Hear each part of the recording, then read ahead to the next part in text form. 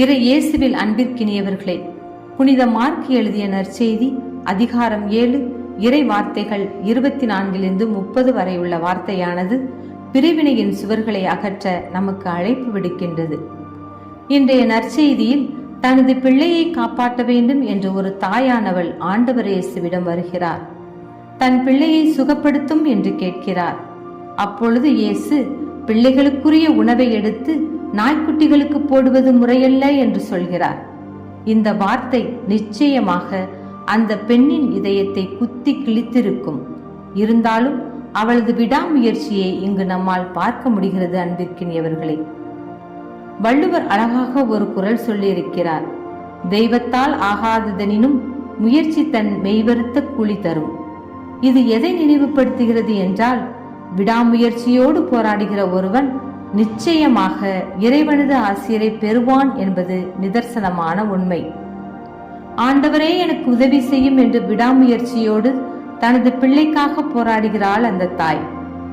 நாம் வாழ்ந்து கொண்டிருக்கிற இந்த உலகத்திலே இன்று ஏற்ற தாழ்வுகளும் பிரிவினைகளும் அதிகரித்து கொண்டே இருக்கிறது.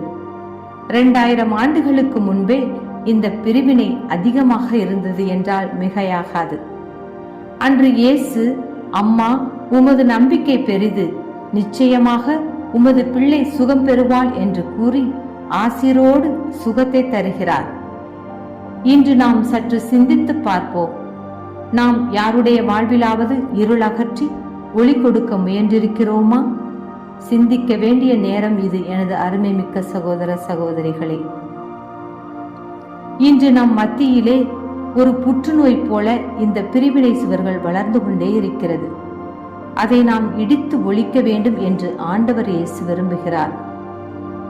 இன்று மனிதநேயமிக்க செயல்பாடுகள் அதிகமாகிக் கொண்டு போவதை நாம் பார்க்கின்றோம்.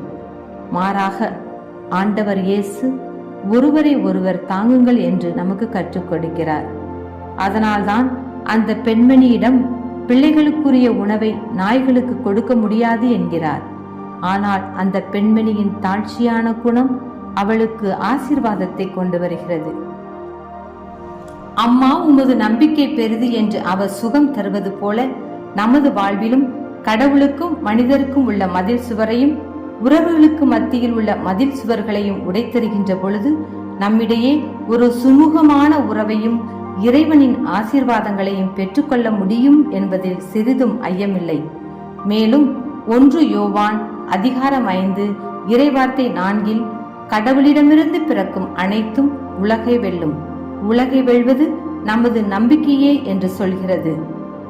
ஆம் அன்பார்ந்த சகோதர சகோதரிகளே, நமது ஆழமான நம்பிக்கையால் இந்த உலகில் அனைத்து சாதனைகளையும் நம்மால் சாதிக்க முடியும்.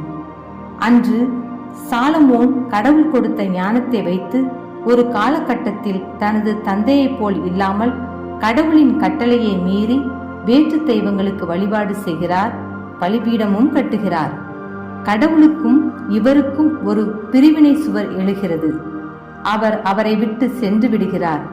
எனவே நாம் நமது வாழ்க்கையில் கடவுளுக்கும் நமக்கும் இடையே இருக்கின்ற சுவர்களை இடித்தெறிவோம். எனவே அன்பார்ந்த சகோதர சகோதரிகளையே, நம்மிடையே உள்ள பணம், பட்டம், பதவி ஆசையால் சுயநலம் என்ற மதில் சுவர்களை இடித்து பிரிவினை அகற்றி அனைத்துக்கும் அனைத்துமான நம் ஆண்டவர் இயேசுவின் வார்த்தை மீது நம்பிக்கை வைப்போம். இந்த பெண்மணி போல ஆசீர்வாதம்